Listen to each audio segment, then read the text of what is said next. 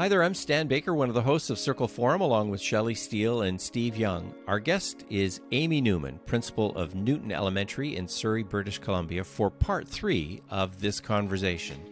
Amy's experience leads to this advice for principals and vice principals who are new to their role. Principals get to be the lead learner to foster community of continuous learners on staff. New principals set the tone and foster belonging for the staff. Be sure to embrace ecological learning and connections to nature and land-based learning, and practice active listening. This week's episode is brought to you by trees. Trees have a unique form of memory. While they don't have brains or nervous systems, they can retain a form of memory in their growth patterns. This is especially true in what's called traumatic memory, things like physical stresses, which makes the trees develop things like a thicker bark in windy conditions. Trees can also remember seasons to synchronize flowering and other growth patterns for the right conditions. This ability to adapt and retain experiences over time is just one fascinating aspect of trees. At the end of this episode, be sure to visit our website, www.restorative.ca, where you can find some great leadership ideas from a restorative relational perspective. Steve and Shelley are away this week, so let's head over to this discussion with me, Stan.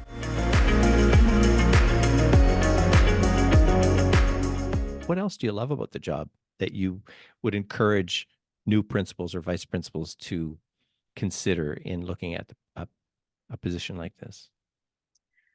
It's a good question. I'm a very passionate learner and I love leading learning. I've been like a district-based coordinator in kind of research, evaluation, and assessment. Our district has helping teachers or district coordinators, and our job is to go into school staffs and just work with staff around assessment or around science education or around whatever it is that your specialty area is. And so I think I love learning, and I love just trying to, I don't want to say scale up, but just saying, hey, I noticed you're doing this. Have you thought of this? Introducing primary teachers to words their way if they're not aware of the program and the power of that program. And then this year I've connected some new staff with staff at my old school who are just spectacular at whatever it is. It could be story workshop, it could be words their way, it could be investigative science, and the teachers at my school might be starting out. So just even connecting with another person in another school, they just chat, they can ask any questions, and it's teacher to teacher, they're sharing resources. But I think just the opportunity to be a lead learner is an incredibly privileged place to be.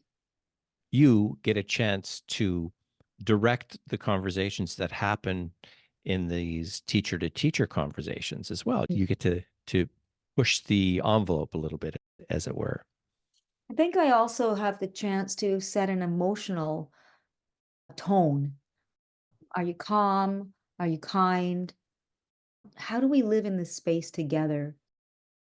How are we all here together? And I think that when I finished my study, that I'd been thinking a lot about interpretive philosophy and hermeneutic philosophy, and really the connections of indoors and outdoors spaces, and trying as much as I can to help students and staff see the value of outdoor learning, of nature, of growing things, of your hand in the soil, and of really the reciprocity that Robin Wall Kimmerer talks about around the reciprocity of the fungi, because it's so interdependent. And just that might seem off topic a little bit, but I think somehow thinking of moving past the walls of the school building into the surrounding landscape is an important one for me. And I have opportunities as a leader to do that and to give the green light to people who are excited to do that. A green light with ecology. That's awesome. Yeah, But really, ecology is about communities, right? In nature, right? exactly. And seeing them and recognizing them and learning from them. And thinking about these sort of big ideas of without those trees, you could not, we couldn't breathe. How we take that for granted that we're just in our school and there's air and here we are. So the interdependency between us and nature is it's so important, and it's all connected. And so thinking about that, I think is really interesting. And yeah, ecological thinking. I find that youth are particularly interested. Their future matters, and they know that their future matters. And I find they're quite passionate about what can we do to save water? What can we do to reduce climate change? How can we green our own, make our school greener? How can we contribute and make a difference? And finding staff and opportunities to connect staff with those opportunities to highlight these global crises. Really, our students are very interested in doing what they can to make a difference. Now, when you think about new people who are thinking about the principalship or moving into a VP position, what would you recommend that they spend their time and energy on when they're new to the position? I mean, there's some practical pieces that they're going to need to learn, but beyond the practical pieces, I think connection, learning to listen and connect to others in the community is really critical.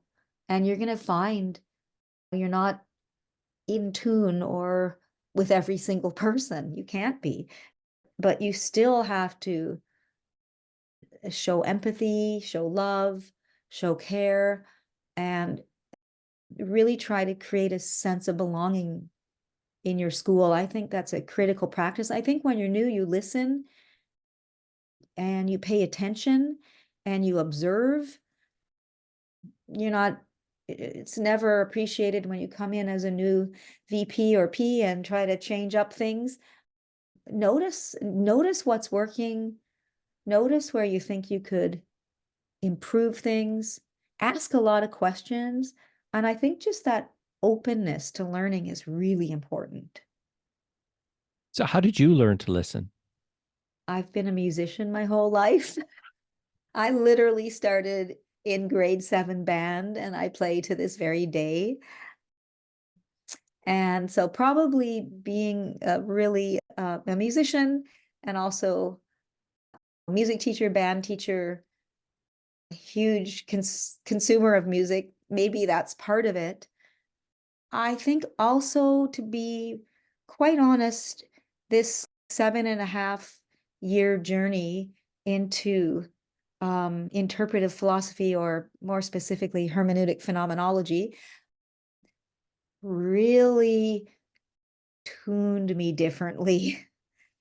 It really made me understand things and differently, see things differently, feel things differently. And so understanding school as a vital part of the ecology of the world is part of that, but also this kind of this might be a little bit heady, but understanding the world and cultivating this ability to interpret our own living circumstances and ask, it's not just interpreting, but asking what what this encounter with this child offers, what this situation conceals, and what it requires of us.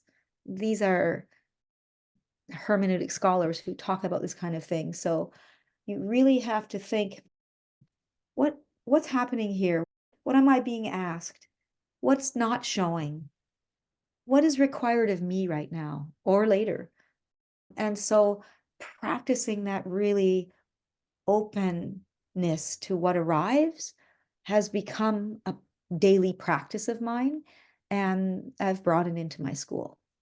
I was saying to someone the other day, maybe it was when I was talking to you, I really enjoy conversing with families and parents. Sometimes the parents very upset or very concerned about something. They might be yelling, they might be angry. And it's hard to explain maybe, but I just feel like they just want to be heard. They want to be understood. They want some empathy. They want to feel like they matter. They want to feel like I care about their child or children, and that the teachers care about the child or children, and that you can just feel. Yeah, and this is again a place where hard surface can't meet hard surface. You soften, you relax your body, take a breath. You know how people sometimes match your tone. So you take your tone down to a calm space, calm place. You say things like, that must be really hard. Just basic empathic statements. And they may have nobody in their life who's recognized that what they're dealing with is really tough. And so they just relax. And I just love the opportunity to connect in really meaningful ways with families. And so I never have that, as you described, that feeling of, oh God, there's an angry parent at my door. I'm like, oh, what a great opportunity. I'm so glad you're here. Which again might sound odd to your listeners, but I think I feel confident that even if it's not resolved beautifully or perfectly or tied up with a neat bow, that's not the goal. The goal is just to connect, to listen, and to have the person go away feeling like they matter and their situation matters and they're taken seriously, and that we actually care about them. Thank you very much for joining us on our podcast. Thank you so much for having me, Stan. I could talk with you endlessly, and I hope we talk again sometime soon.